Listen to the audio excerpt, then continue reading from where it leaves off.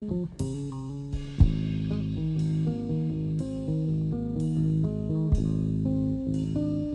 do a Red Hot Chili Peppers concert, for me, it's such a physical thing.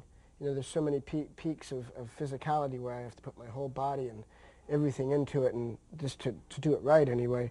And so I need to get the physical thing happening and get my muscles and everything really warmed up. So what I do is I just do these exercises that just get me warm. And I was taught to do exercises by Spit Sticks, who was the drummer in Fear, who taught me that it's really good to warm up, and then you can play hard and fast for a long time and not cramp up or get tired or whatever.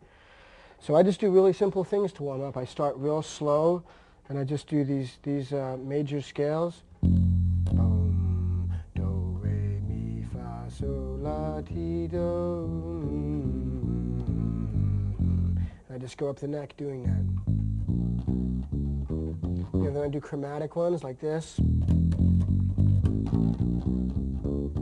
But I start even slower than I'm going now. I start real slow, just up the neck. You've already done this today? I did it a little bit today before we started, but not a lot, because I'm not really playing a gig or anything. So anyway, so I do that, and then I do a popping thing to warm up, which is how I figured out how to slap and pop. Is the first thing I figured out how to do was to do the E octave like this. Right. That was the first thing I ever figured out, and then I started going.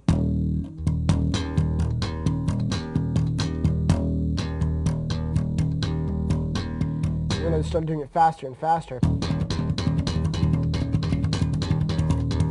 Anyway, so what I do to warm up, I go like this, up and down my neck.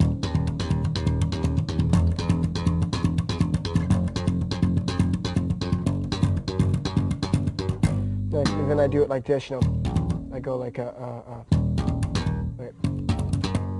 What the hell do I do? I'm blanking out.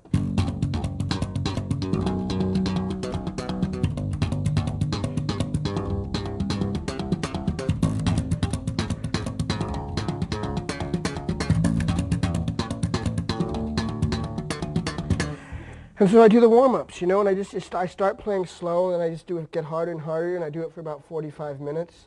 And then I'm really warmed up, and I feel like then I don't have to worry about the physical aspect of playing getting in the way of whatever I want to do. Can I see that particular pattern again? It's the right hand slower. Or the right so hand. That they can...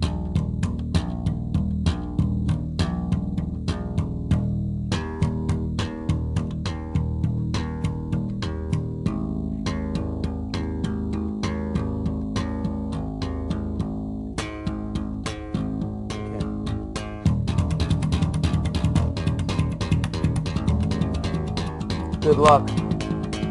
It's really easy, It's really a simple thing. It just kind of looks fancy, and, sometimes it sounds good, and sometimes you sound like an overindulgent jerk. You just have to know when to do it. Takes a lot of practice and hard work, but like you say, it's easy. Yeah, but I mean, nothing that you play can ever be, you could never play a single note that's good if you don't have lots of love in your heart for things that are pure and beautiful. I mean, even if you're like a guy that's not pure and beautiful himself, or a girl that's not pure and beautiful herself because they've done things that they've lied to themselves or lied to other people, and so their soul is not as pure and as happy as it could be. If they just actually have a true love in their heart for things that are really, righteous, and they're not mean or cruel people, and they mind their own business, then they can be a good musician. But unless you're all of those things and you have love in your heart, you can't play good unless you have real love in your heart. T-Bone Burnett once told me, T, that the word that we all need to remember is generosity. That's right. And you have to be generous to be able to play. And yeah. Well, to play in a band, it's like, that's why I even feel silly doing this thing and saying, look, I can play bass and I'm pretty bitchin' and I do this and that, because it all means nothing if you can't get together with other people and play to other people, with other people. And that's the whole thing, is listening to other people and playing with other people. And you can't ever listen or play with other people unless you love them, unless you have like really true, sincere love. It means nothing, because you can't even be angry and have true hatred, which is also an important thing to playing, unless you have real love. So that's the deal with that.